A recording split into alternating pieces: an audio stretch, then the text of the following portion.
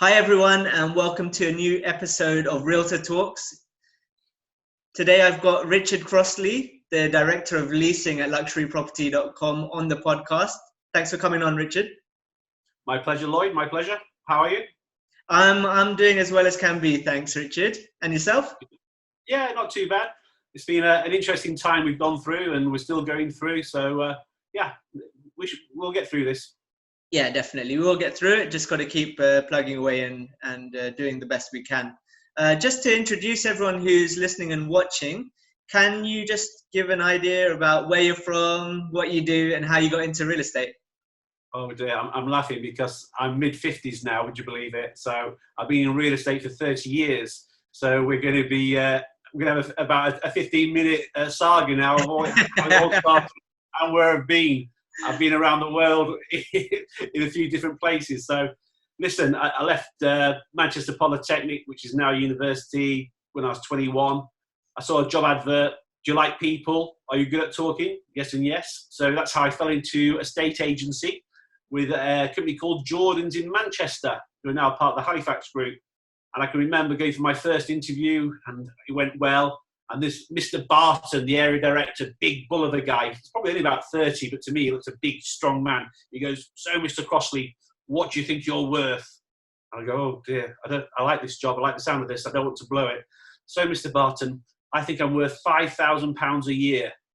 And he goes, "Huh? You price yourself quite high, Mr. Crossley. I think you're worth £4,000 a year." So in about 1987, I started for Jordan's Halifax on the princely sum of £4,000 per annum as a junior negotiator. And from there, I moved down close to London, and then I worked for a couple of big companies, a company called Hansard, who were very good. Would you believe it, in 1989, the government did away with double tax relief, and we sold 91 properties in the month of August, just before they did away with double tax relief, of which I sold 45 myself. But what no one realised was it sucked all first-time buyers out of the market for the next year. So we went from 91 sales to one sale the following month, which was a cash buy, and that was that. What then? Oh yes, I then had the chance to join in a partnership with a very experienced older broker in my town, Kettering in Northamptonshire. So I became partners with Jonathan Brown in his practice, and we grew that at the end into about a 6-office practice. And we were very busy and very successful, totally independent, but very good agency. But then I fell in love and met a Cuban girl. So I think I sold I sold my partnership when I was about 32 and retired to Cuba. So I went to, I thought I'd worked very hard. I got a few investment properties, but I was pretty exhausted. So I thought I'd retired and gone to live the life playing tennis and sitting on a beach in Cuba and helping my wife at the time to help her holiday business. Mm-hmm. So we were in Cuba for 2 or 3 years, got a little bit bored, as you do once you got refreshed. So we ended up living in Spain, in Cadiz, in southern Spain near Sevilla. We started a bar business, Bar Cuba, and we were doing the mojitos and the salsa and the cigars. But again, I missed property. So I started a business called Come to Cadiz, and that was a holiday let. I got about 20 owners with about 25, 30 different units. So I was like a pre-runner. This was what, mid-2006, 2005, 2006. Pre-runner to Airbnb. Everything went well, but mad busy, mad hectic. You know, if you're doing short-term rentals, which I think, you know, it's worth chatting about later in the show about that. A lot of work, a lot of handovers, a lot of check-ins, check-outs on a weekly basis. So that was quite exhausting. So then the Spanish recession came. I went back to the UK in about 2011, became an area manager for William H. Brown, big group up in the north, and concentrated on leasing for the first time. And that, you know, sort of like proper 12-month leasing and all the British laws that go with that. So I was with them for a year or so, and then I became area director for Belvoir Lettings in York, beautiful city where I'm from.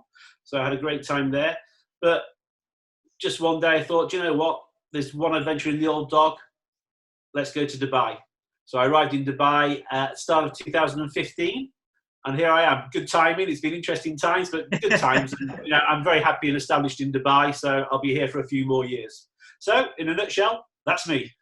Okay, so there. Well, that was a well-traveled man you are, Richard. That's all I'll say. Well, what was your favorite market out of interest of all of those places that you've worked in? What's been your favorite kind of patch to sell property in? That's a really good question. Do you know, I actually like Dubai for the pure diversity of the units we see. You know, we can be in something like a one-bedroom. I tend to do villas, so let's say it can be the two-bedroom in the original Arabian ranches or town square. 1 minute, and within the hour, you're in a 50 million dirham mansion on the Palm or in Emirates Hills. You know, you just don't get that. You certainly didn't get that diversity in a small market town just outside of London. Cadiz was lovely, but it was, what's the word I'm looking for? 6 months of the year, it was like paradise, but in the winter months, it fell off a cliff. So it was only a 6-month year cycle. 6 months of the year, it was quite quiet. 6 months, it was busy. So I enjoyed Cuba. I didn't do any property in Cuba, but Havana is my city. You know, if you said, Rich, let's go to Havana in 5 minutes, I'd say, no, Lloyd, I'm ready to go now. You know, and the architecture of Havana, if it's not fallen down, it still stands. It's as simple as that. Fidel and those who follow haven't had any money to alter Havana or any of Cuba, really. So therefore, it's such a wide, eclectic mix of architecture in Havana. It's unbelievable. I love Havana. Yeah, I've only seen the pictures, obviously, and it looks stunning, almost kind of untouched. Have you been back there recently? Obviously, since it's been more like the travel restrictions to the US and stuff. I think I last went again in the mid 2000s. It's one of those things, you know, about 2007, something like that. You know, and I just kept thinking, yeah, I need to get back. But you know, it's on my wish list to do. I hope to do it this year because I've now got family in Miami, so I want to do a few days in Havana and a week in Miami and see what Miami's got to offer. Okay, that does sound like a good trip. Would want to go there as well. That sounds like a really good idea. Okay, so well, thanks for letting everyone know about your past. It's a really interesting one compared to a lot of people. I've got a lot of life experience. You even speak Spanish, just to let people know. Spanglish. No, Spanglish, yes. I can get myself understood and get myself out of situations, but believe me, I'm not fluent in Spanish. But anyway, on we go. Okay, so yeah, well, we mentioned that you're a director of leasing at the company. Just to give people an idea who maybe aren't familiar with the real estate market in Dubai, both for people looking to rent out and also for people who maybe want to become agents here as well. What are the kind of trends that you see at the moment in the rental market, and how do you see that changing after these particular times that we're in now? Yeah, indeed. Well, as I say, I arrived in Dubai in 2015, and we've just had a mini spike in activity and price rises because a couple of years earlier it was announced that we had 2020 coming. So that led to almost an artificial, oh, wow, 2020 is coming. There's going to be demand for prices and property, and like the developers got overexcited and sellers got overexcited and landlords got overexcited. So we saw prices go up. And virtually the day I arrived, somebody said, well, just a minute, all it is an exhibition. You know, is it really going to have that much effect on us now when it's like 5 years in the future? Mm-hmm. So virtually from the day I arrived, we began to see what we're witnessing now, that an oversupply of the market and the prices slowly but gradually began to fall. You know, I think we've had for the last 4 years about a 10% fall per annum, around 40% drop in prices. So it's a difficult market, but again, there are always people looking to rent and there's always people looking to buy and sell. So therefore, if you're, you know, this is for anybody thinking about coming into the industry, therefore, if you give a service and you're knowledgeable and, you know, professional and you want to help people, you'll do well, you really well. You know, people buy people first with their knowledge and your expertise, and that comes across very quickly here. And if you can get that, you'll still do business. Definitely, that's great advice for anyone who's listening. And the thing is, even as prices have gone down, when we're talking about sales, the rental prices have gone down at the same time, but you can still get a good ROI on your investment here. It's not like... Absolutely. It's still the best, in my humble opinion, the best place in the world. Just on pure maths, it beats Tokyo, it beats New York, it beats London, it beats Paris. You're still talking sensibly a 5% ROI, sometimes as much as 7% ROI. And where else in the world are you getting that at the moment? You're not. So just pure bang for buck. If you're an investor, look at Dubai. There's some great buys out there at the moment. The developers are bending over backwards. The secondary market's bending over backwards to get, a good investor to buy at the moment. And again, if it's quality, we'll rent it. It's as simple as that. I know we're going to sort of discuss, you said to me you want to discuss what makes things different, but there is a demand for quality units well looked after. And if you're a good landlord, you bear that in mind, we will rent your property for you, I'm sure. Definitely. And well, obviously you focus more at the higher end of the market, like our company does. But on a general scale, where do you see the trend going? Traditionally, it's been more people looking at apartments to rent out. But obviously with the building of more family communities, townhouse communities, do you think that's going to be more of a longer term trend for people to start demanding those kind of properties? Or you still think the apartment is the king of rentals? It all depends what the demographic is, isn't it? I mean, if you're a young, trendy couple like yourself, Lloyd, you'll want a stylish apartment, perhaps in the marina, perhaps in downtown Business Bay, handy for all the amenities, bit of good nightlife, cafe, coffee shop, society, etc. So that will always pull, won't it? The marina always has that chic sort of design to it, But having said that, after 2 or 3 years, and especially if it's like Sound of Little Ones coming, you're going to need a villa, you're going to need a garden. So perhaps there's a demand for both. And again, Sheikh Mohammed and the government, they're actually targeting the very top end of the market as well. No tax if you're a business owner. Bring your business to Dubai. There's no tax, and again, we can fulfill your dreams with luxury living. In various areas, the Palm, Emirates Hills, Al Barari, District 1. So I think all areas are covered. It's simple as that. We've got the stylish apartments. We've got the starter villas, if you like, the smaller villas. Look at Dubai Hills. How that's going. Let alone Mood On, Arabian Ranches, even Akoya, etc. There are some good started villa developments as well. So I think all tastes and match. But the biggest thing, as I keep referring to now, tenants and buyers want one thing, and we've got to learn this: quality. They're looking for quality. Gone are the days where, oh yeah, it's poor, but I need to buy this. I'll buy it either off plan or secondary and just get on with it. No, they're now discerning buyers. They know what they should get. Definitely. And as the city continues to grow, there's more choice. So of course, before maybe there weren't that many freehold options that people could buy. So you were almost forced to go for certain projects. But now with more communities, more buildings coming up, you have to definitely go for the one that's quality. You have that choice between Indeed. what's on offer. Indeed. Okay. Also, you briefly touched on the Expo before. So obviously, when prices went up, more due to speculation, in my opinion. But do you think there's going to be any effect on the Expo being postponed for 1 year? I know it's not been 100% confirmed yet, but what do you think the effect is going to be on prices in the industry as a whole?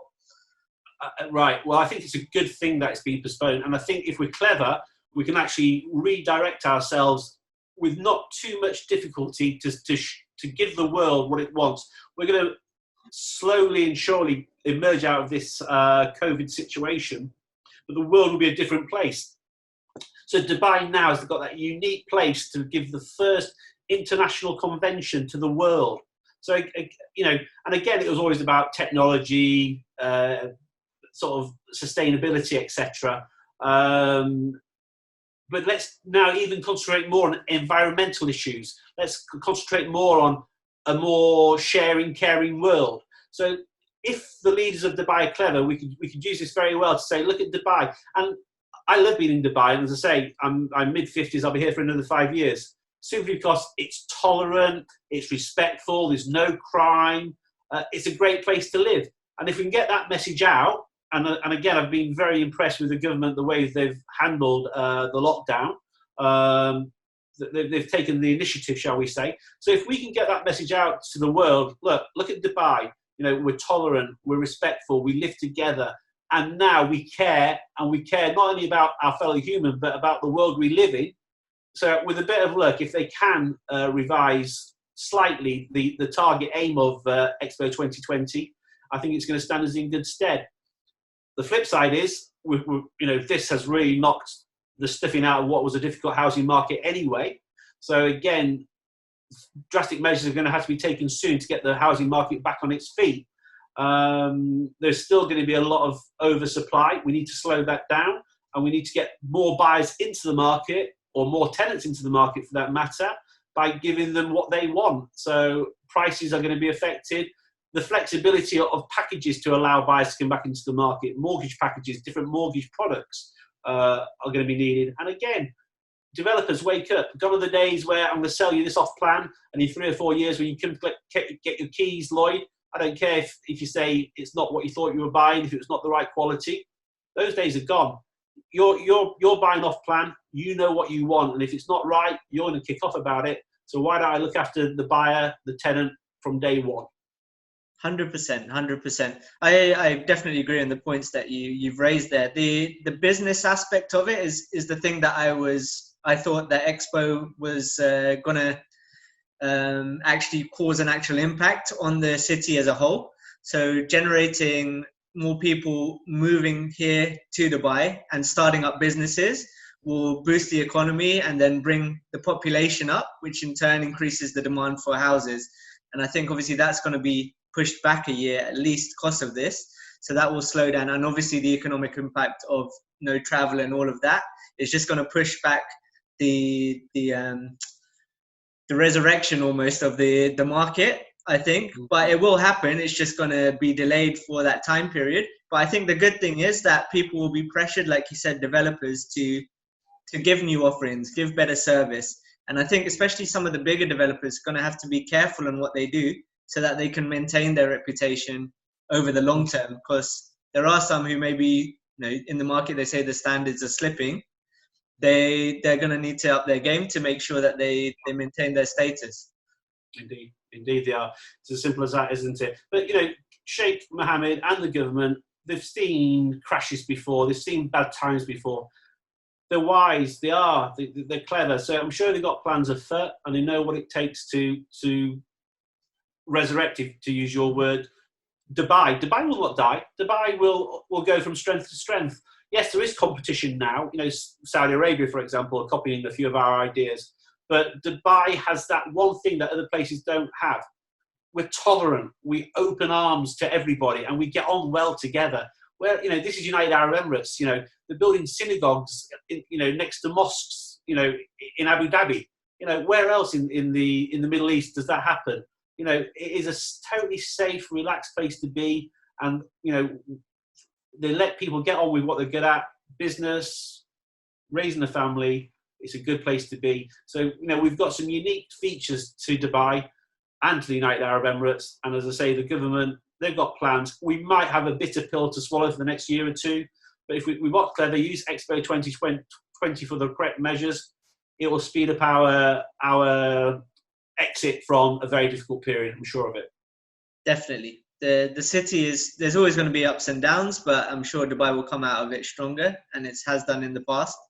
The city continues growing, and the leadership and the succession of leadership is really strong here. Like you said, the benefits of living here, maybe not people across the world internationally don't necessarily know about it, but I think it's becoming more widespread, and the word of mouth about Dubai is just only increasing over time. So it's a really great place. Indeed. I mean, how long have you been here, Lloyd? Coming up to 10 years. It'll be 10 years in October. So yeah, quite a long while. So and again, you're happy here, aren't you? Yeah, definitely. I mean, I wouldn't be living here. Everyone who comes here does by choice. So and I think maybe I'm a good example of people staying here for longer. So what we were talking about, maybe before people would stay a couple of years, 2-3 years, and rent out an apartment, younger demographic, and then go away, make some money, go back to their home country or somewhere else. Whereas now people are coming over, maybe like yourself, at an older age, or they're willing to stay for a longer amount of time and raise a family here because of the stuff. Like apart from business, tolerance, there's great healthcare, schools, transport links, all of that stuff here as well. So it's become a really great place to live. And in that decade, I've seen the place change a lot, and I'm sure I will see that in the next decade if I'm still here as well. I'm sure you will be, my friend. Because where else is there to go? I mean, I'm English, so do I go back to England where it's grey, it's wet, but also the cost of living in the 5 years, fat cat sort of greed has taken over the UK, so everybody wants big fat salaries, directors of universities 3 times paid what the Prime Minister's paid, and therefore all their underlings have to have matching salaries. It doesn't encourage. Here it's like, look, these are the rules, go off and create, make money, make a business, employ other people, and add to the country, add to the future of Dubai, add to the Emirate. It's as simple as that. Whereas in England, it's too selfish now, and I like where I am. Anyway, let's move on. Let's move on, definitely. We're going to go into it too much. So yeah, I wanted to ask you about short-term rentals, and I know we touched on it earlier in our chat.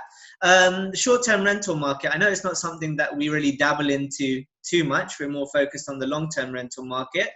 But what do you think? Is it better now that for investors that there's a short-term rental market option?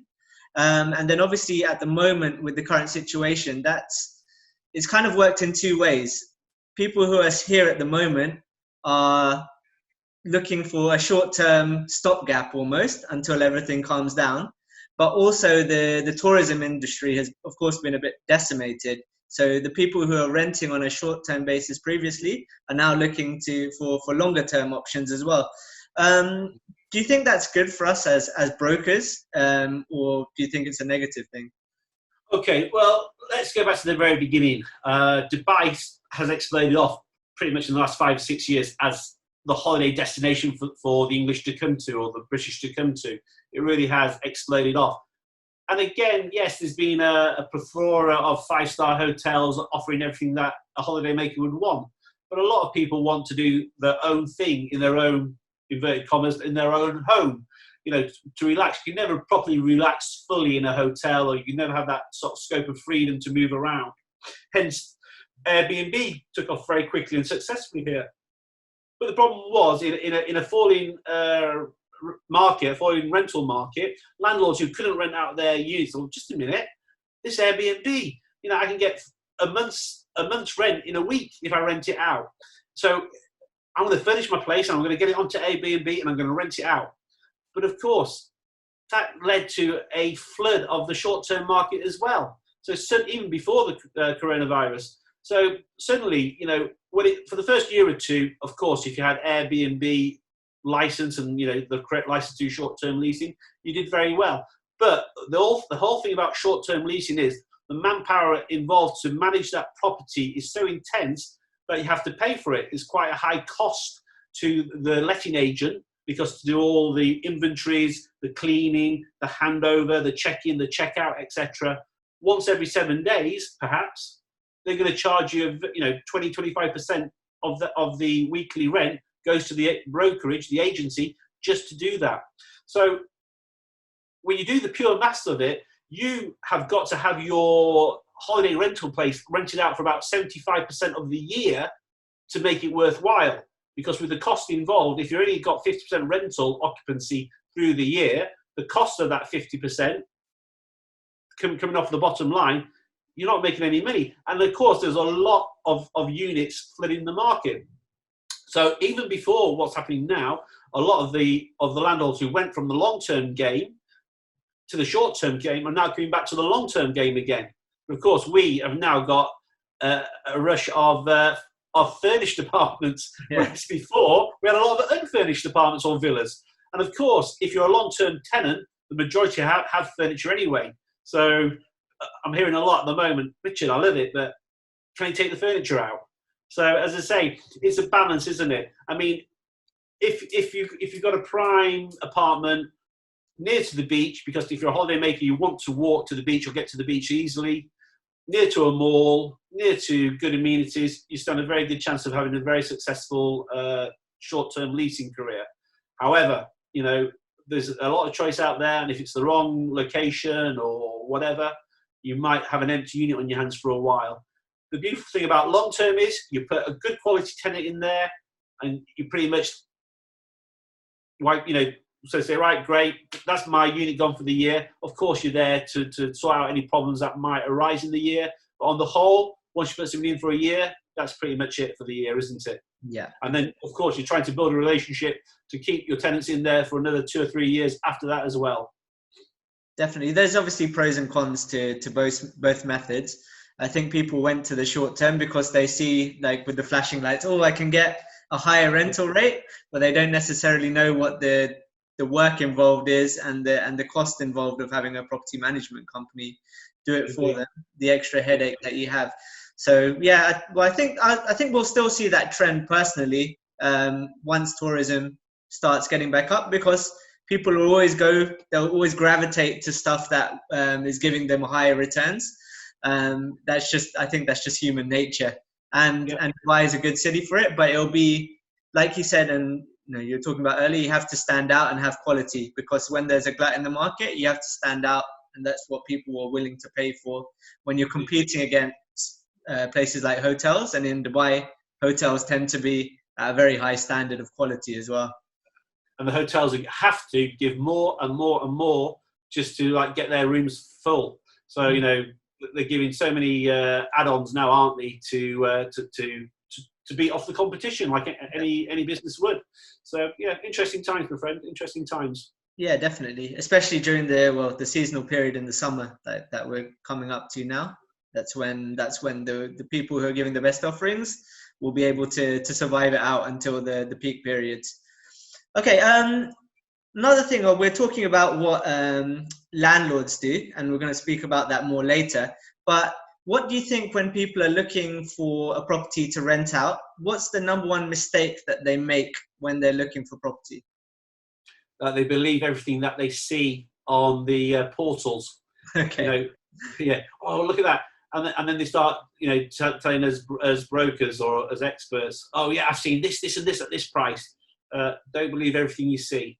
The secret is it's all about relationships in our business, and we'll come on to this more. So you find, as a tenant, you find a broker, and you and I did this, I can remember not so long ago with the South African we put into Jumeirah Islands. Yeah. You find a good broker, you go and have a coffee with them, and you sit and talk, and you explain your requirements, your needs, your timescales, etc. And make sure he's got a good grasp of that. And if that broker then can come back to you with some good options and some good sensible advice, you think, yeah, I like this guy, I can trust this guy, I'm going to stick with him. What you shouldn't do is, have your head turned by 15 different brokers, all fighting for your commission, all fighting for your business, shall we say. No, if you get one good guy with good contacts and good knowledge, stick with him. He will find you the best deal, whether it's with himself or whether it's via another quality broker, and he'll give you good advice from the first to the last moment. And again, you're a good example how he looked after the South African gentleman. Yeah, well, definitely. I think that's the misconception people have, and I think real estate is a bit unique in that way. Is that obviously with more information now in the market, people can do their own research and looking on the portals. But like you said, you have to take that information that you see online with a pinch of salt if you are looking at it. They think that they have more knowledge than you almost, even when we're doing this on a day-to-day basis. And I think that kind of their lack of trust in brokers and our lack of trust in customers sometimes, that they'll go to 100 other people as well, really ruins the relationship and giving the best service to clients. And that's definitely a message that we should put out there. Look like Richard says, for someone, even if you have to kind of do an interview process of a few different brokers, find the one that you like, you work with well, and that you think has the best knowledge and you can trust, and then just work with them exclusively to find the best property that you're looking for. Can't stress that enough. Everyone's got time for 30 minutes for a coffee with somebody.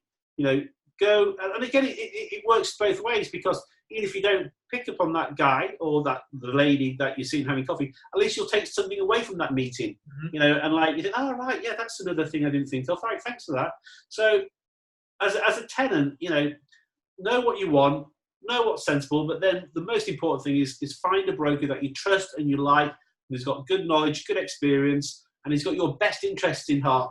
It's not all about the money. It really isn't. I don't care about money. I do care about money. I don't really care about money in this instance. I really want a satisfied client, and I enjoy that because we get more referrals back from satisfied people. The number of businesses deals I do from referrals. Oh, Richard, John told me to contact you. Blah.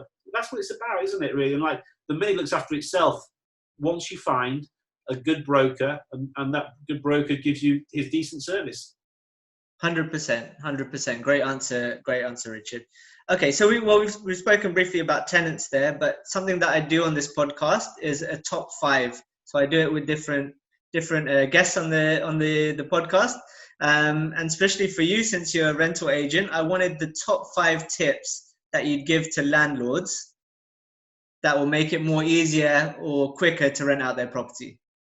I thought you were going to ask me about the top 5 Leeds United goals.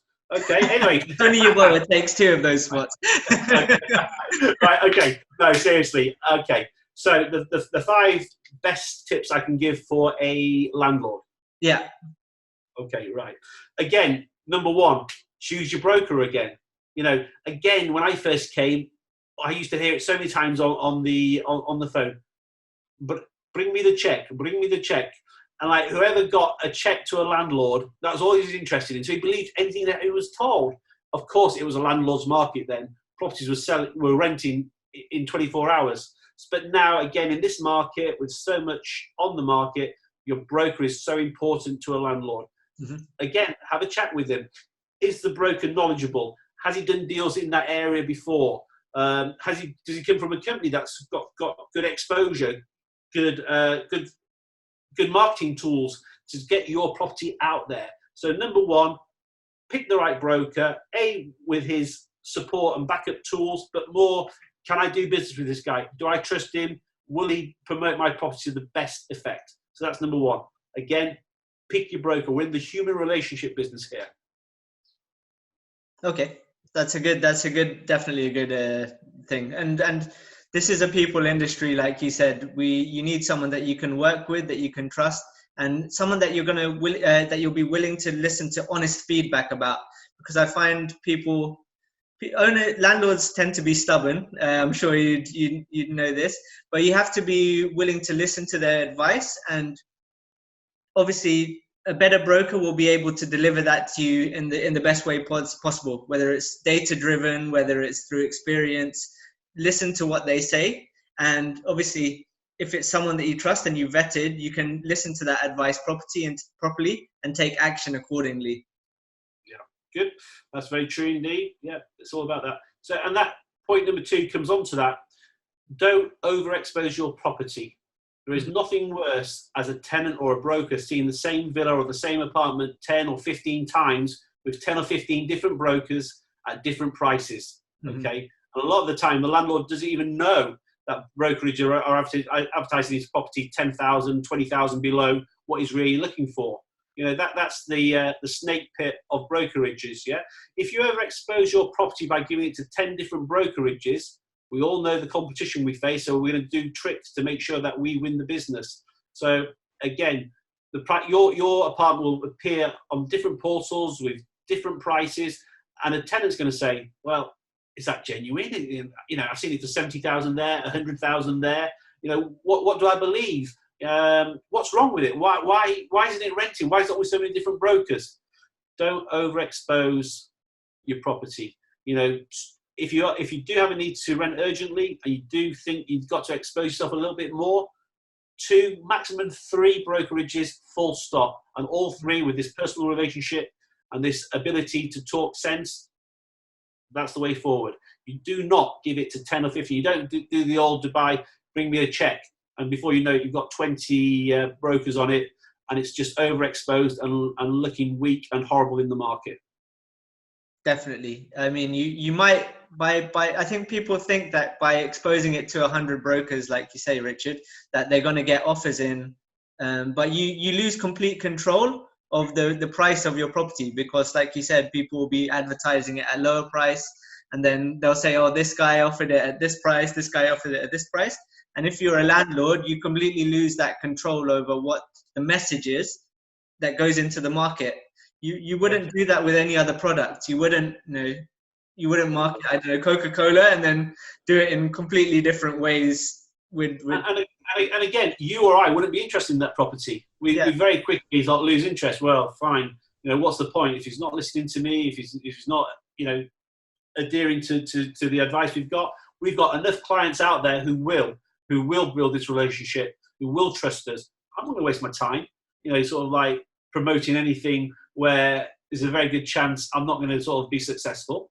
I'll do my best, but I'm not putting that extra mile of really going to town to like promote it through my network of other brokers, giving it like expensive premium or approved listings on the portals, etc. No, it's just right. Well, it's on with 20 different brokerages. Yeah, if I get a phone call, I'll tackle it. Whereas if I know it's me just me as a sole agent, just me on my own, of course I'm going to really be onto that property every day, speaking to the owner virtually every day as well. Definitely. Okay, so those are the first two. Those are really good. What's your third tip? Number 3, always make the property the best it can be. Mm-hmm. Okay, if you're a landlord, it's your investment and it's there for a reason. It's there to bring you some income. Okay, so the very least you've got to do is paint it, clean it, get the garden in A1 condition, and then the added advantages or the added benefit or bonus to any tenant would be to have a maintenance contract in place. A good bona fide maintenance contract with a good reputable company that gives peace of mind to a tenant. If anything goes wrong in this property, I've got 24-hour coverage to pick up a phone and phone somebody and say, hey, my AC's broken down. So if you're a landlord, make sure that your product, your unit, your apartment, your villa is the best it possibly can be. Clean it, paint it. If there's a garden, get the garden looking good and have some support as well. Just give peace of mind to the tenant. We've seen it so many times, haven't we? And it's crazy. I'm a landlord in England, and I know you're a landlord in various parts around the world, but have it the best you can. Don't forget about it. If somebody moved out 4 months ago, of course it's going to get dusty. Of course the garden's going to die. There's going to be, this is a coffee stain down the wall on the staircase. Get it painted. It doesn't cost that much. Luckily in Dubai, we're in a city where, there are lots of maintenance engineers, technicians, painters, whatever. It won't cost a lot, but it'll make a massive difference to the rentability of your property. Definitely. Those basics are really overlooked, and they are really basics, aren't they? Just making the property clean and painting some walls. Because what really matters when you walk in, and imagine if you are a tenant yourself, is those first impressions. If you do see a coffee stain on the wall, then that immediately gives you a negative effect that the property hasn't been maintained well. And here in Dubai, we have a lot of homogeneous products, I'll call them. So if you look at one apartment in a building, you're going to find that same apartment or a similar one, 2 floors up, 3 floors down, or something like that. So you have to also differentiate yourself from the competition when you're looking to rent it out. So yeah, that's a very valid point, Richard. You're selling the dream, aren't you? I want a client to walk into a place with me and go, yeah, I can see myself living here. I can see my sofa there. I can see my bed there. Yeah. I do not want a tenant to walk in there and go, oh my goodness, dead cockroaches, filthy. Oh no, quick, let's get out. No. And it's just silly. It really is. We're costing ourselves opportunities here. And again, as a broker, I do tend to tell people that. Say, look, we're about to go into this one. Be prepared. It's not very good. I try and manage their expectations. I'm not going to say to them, oh, this is the best apartment ever in the marina. I'm going to say, look, it is what it is. Hopefully the price reflects that. So come have a look. Well, yeah, like you said, the price will have to reflect the quality you do. That basic work, even though it might cost you a little bit of money, will probably allow you to rent out the property at a higher price. So don't look at it as a loss by having to put money into the property. Which brings me very nicely onto my 4th point. Hey. If you can, spend some money on your investment. It doesn't cost a lot nowadays. And again, when I say put in a new kitchen or a new shower room, because who has a bath in Dubai? Why are there bathtubs in virtually every apartment or villa in Dubai? Or there was anyway, from like 5-10 years ago.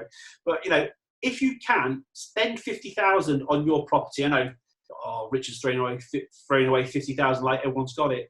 If you can, 30,000 buys you a nice kitchen from IKEA, and it buys you a lovely ensuite from wherever, yeah? Those 2 things alone will sell the dream to any tenant going in there, yeah? and immediately it stands your property out from the crowd. Okay, you've added to your asset. You've added to the value of your asset by refurbing the kitchen and the bathrooms. Yeah, but not only that, as a landlord, you have stood your unit out from the crowd. Oh, you know, I used to work on Arabian ranches. I used to show 10 or 15 exactly the same villas on Al Reem. Yeah, one owner actually had to move out of Dubai. She gave me her her villa in fact, it was in Alma. At the time, if I remember rightly, things were going for about 180,000, 170, 180,000. She'd put in a new kitchen and a shower room for herself, a beautiful rain shower, yeah? We rented it in a day for 210 with people fighting over it because it was so different. So we had an uplift of 20 or 30,000 on the average rent for the exact same type, and it went in a day. It didn't stand empty for 2 or 3 months. And again, 200,000 divided by 12. You're good at maths, Lloyd. That's how much rent the average landlord can lose by having a property standing empty. So it just proves 30,000 gets you a lovely IKEA kitchen for a smallish villa. 20,000 gets you a lovely ensuite. Put those two things together. You'll get that money back in rent in 2 years, and you'll add to the asset value anyway and make your property more sellable for rentals or buyers. So again, if you can afford to, invest some sensible money into the kitchens and the bathrooms and stand it out from the crowd.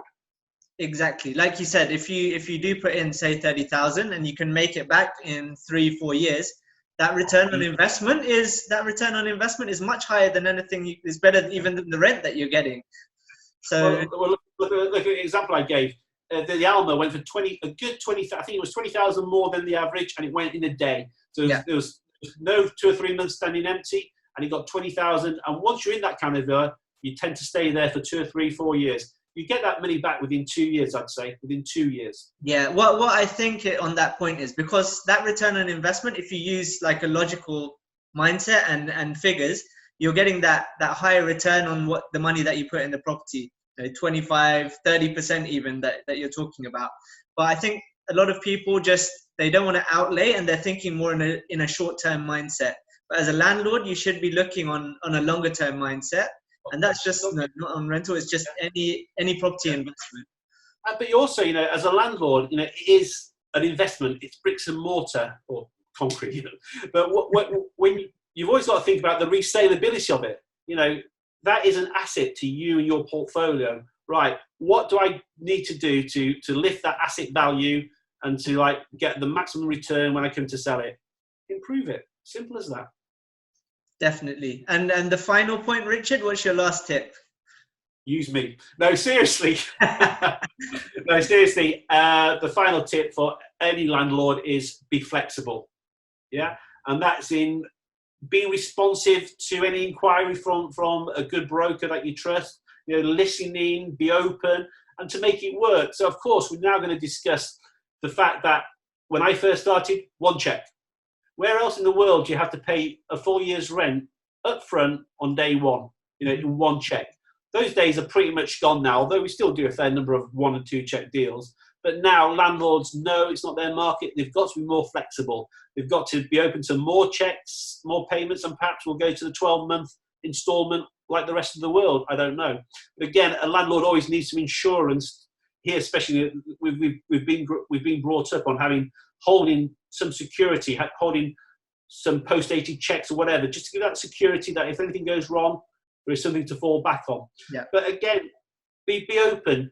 Somebody like me, I'll come to a landlord and I'll say, Mr. Landlord, look, you want 210, I've got you 190, and that's all they can do. But I'll tell you what, I'm going to get 120, 130 on the first check and the 60,000 on the second check. I'm going to come to you with some solutions, Mr. Landlord. And if I give you the right profile of the client, I really want to work with you here to make things happen. So how we stagger the payments, what the payments are made up of, things like this. Be flexible, but trust your broker and listen to the profile of the client that he's going to put into your asset for the next year or two. Definitely, because you started talking about checks, and that was something I really wanted to ask you about, Richard, because we are seeing that trend towards more checks, and that I think has been because of the way the market has gone down over the last 4 years. Do you think we'll ever get to that 12 months monthly payment, and like by direct debit, rather than using the almost antique method of checks that we use here?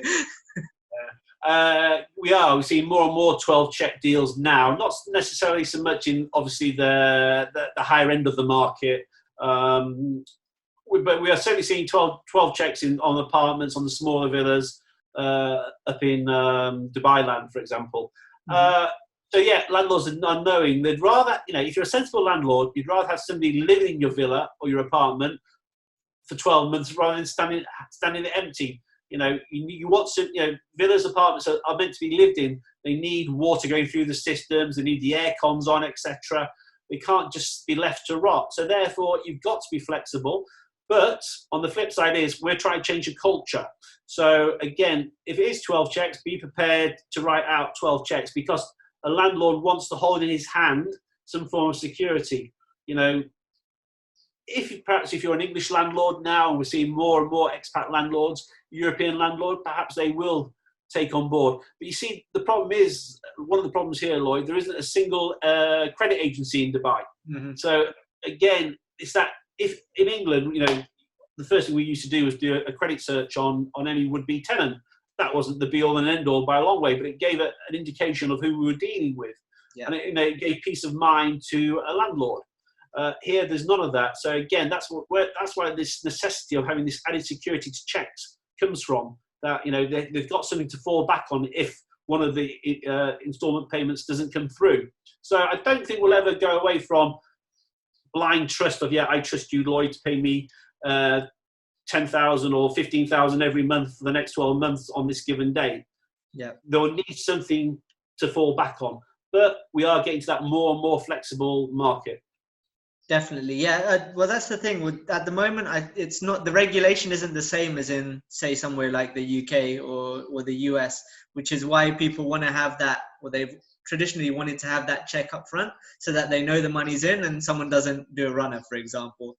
So I think the regulation part of it is going to have to work hand in hand, along with the mentality of the landlords changing at the same time, to give them peace of mind to start offering the more checks, the multiple checks. Indeed.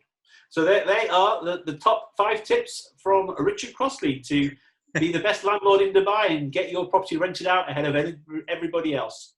Definitely, and those are really good tips. They're quite simple to follow as well. This isn't rocket science, is it, Richard? Like, you follow these tips and you'll be able to rent out your property. And those rental tips can also be transferred to sales as well. It's generally just for advertising your property in the best light. That's all. We're selling a dream, whether it's rental or sale. We are selling a dream, selling to an end user, shall we say, not so much an investor. They've done their maths and their sums before they come. It's all about ROI for an investor. But for an end user, and I think at the moment the majority of our buyers and tenants obviously are end users, we need to sell them a dream. We need to put into their heads that they can see themselves living in this apartment, living in this villa, and being totally happy there. So of course, make it the nearest thing you can to a show villa or a show apartment that you can. It's as simple as that. Somebody was telling me on Saturday that they bought, I think, 1,000 dirham coffee machine in an apartment. And that 1,000 coffee machine made a tenant say, yeah, wow, I like that. Where do I sign? Yeah, they've differentiated themselves. They've made themselves unique, and that's a selling point for them. So, well, the last thing I wanted to ask you, Richard, is obviously you get to see all these properties across Dubai. Do you have a specific favorite rental property that you've seen?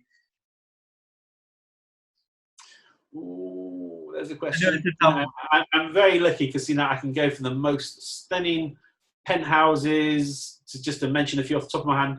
Volante, 118, selling the dream of the penthouse living where the opera's on my doorstep, cafe societies down below. Yeah, the penthouses are great. The next I can be in an upgraded, updated villa on the Palm, stepping down onto my private beach with the water flowing past me nicely, thinking, shall I get my paddleboard out and try and do some first exercise for about 3 years? Or do I go to the wilderness and the green of Al Barari and lose myself there, which is the nearest thing to Europe I've seen. There's waterfalls and little lakes just dotted around, and you're away from everybody. District 1, the lagoon. Wow. I can remember seeing a 7-bedroom mansion on the lagoon and just stepping down onto the lagoon and just going, wow. Burj Khalifa in the background, turning around going, wow, this is Dubai. I get Dubai. Yeah. We're spoiled for choice. And again, I could even go to a little 2-bed villa on Arabian Ranches 1, where gardens and greenery was still the name of the game. And again, I'd be standing there thinking, I could have a great barbecue here. I could have a great barbecue, have some friends around, and we'd be as happy as anything. Dubai's pretty much got it all, really. So, yeah. Is that a good enough answer, or are you going to put me on? No, I'm not going to press you. I think that it's just a difficult question, really, to answer, because there's so much choice, and it's very subjective from person to person, I think. But otherwise, that's everything I've got for you today, Richard. I think you've gone through all the details for anyone listening, and you've been very knowledgeable. And I think anyone who's listening to Richard should really listen to the tips that he's given and look to implement them, whether you're a tenant or a landlord. Yeah. So as we said, Lloyd, I'm always available. You're always available.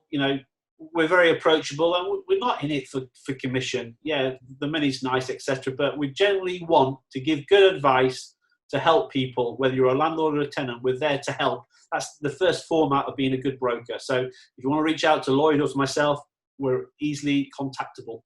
Definitely. And Richard, since you said that, can you let the people listening or watching know how to contact you? I know that you've recently started more on social media, so maybe start with letting the people know about your social media accounts so they can follow you.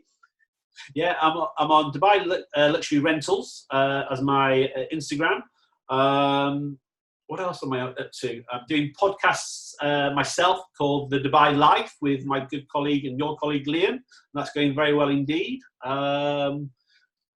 TikTok, I've not started the dancing yet on TikTok. I will save anybody for that. And that's a bit of a dig at Lloyd there, who was TikToking away over the weekend. Bless him. And I'm on LinkedIn, of course. So, and again, find me at Luxury Property. It's as simple as that. Been a pleasure, Lloyd. I've got to go and do another Zoom now. Okay, thank you, Richard. I'll put all those links in the description if you're watching on YouTube as well. And thanks for coming on, Richard, once again. Absolute pleasure, Lloyd. I enjoyed it immensely. Okay, thanks for watching the podcast, and I'll see you on the next one. Goodbye. Bye-bye.